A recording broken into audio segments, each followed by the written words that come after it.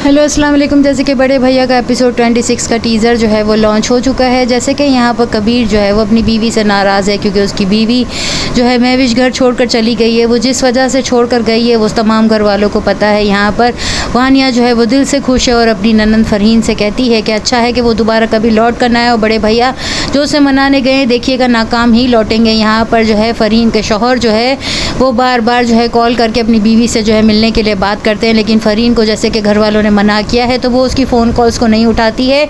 कबीर को मामू और मुमानी दोनों समझाते हैं और कहते हैं कि तुम्हारी भी गलती थी, तुम्हें अपनी बीवी को भरोसा करना चाहिए था। जब एक लड़की घर बार छोड़कर जो है किसी के घर जाती है तो उस शौहर की सपोर्ट से ही वो अपने आप को वहाँ पर मनवा सकती है। जैसे कि तुम्हें पता चल ही गया है कि फरहीन के शौहर ने ही ये सब कुछ शुएब ने किया है और वही कसूरवार है, तो अब तुम्हें जाकर महविश को मना कर ले आना चाहिए। यहाँ पर वो जब महविश को मनाने के लिए जा रहा होता है तो रास्ते में महविश उसे नज़र आती है। वो उसके पीछे गाड़ी ड्राइव करते हुए जा रहा होता है। उसी वक्त महविश का एक्सीडेंट हो जाता है। वो उसे हॉस्पिटल भी ले जाएगा और फिर जब उस पर होश आएगा तो अपने किए की माफ़ी मांगेगा, उसे मना कर घर ले आएगा। लेकिन यहाँ वानिया दिल से खुश नहीं होगी। तमाम घर वाले जो है वो वारी सदके हो रहे होंगे और अलमीर की शादी की डेट भी फिक्स होने लगेगी। वानिया जो है वो कहती है ये चुड़ैल जो है वो फिर से घर पर आ गई, इसने हमारी जान नहीं छोड़ी, मैं तो समझी थी कि दफ़ा हो गई है। यहाँ पर फरहीन जो है वो अपनी भाभी से कहती है कि जो है मैं जो है अपने शौहर से जो है अपनी बेटी को छीन लेना चाहती हूँ क्योंकि वो मुझे बार बार तलाक की धमकी देता है। वानिया ये सुनती है तो उसे कहती है अपने भाइयों की ज़िंदगी में अमल दखल देना जो है वो अब थोड़ा बंद कर दो और हमारे लिए भी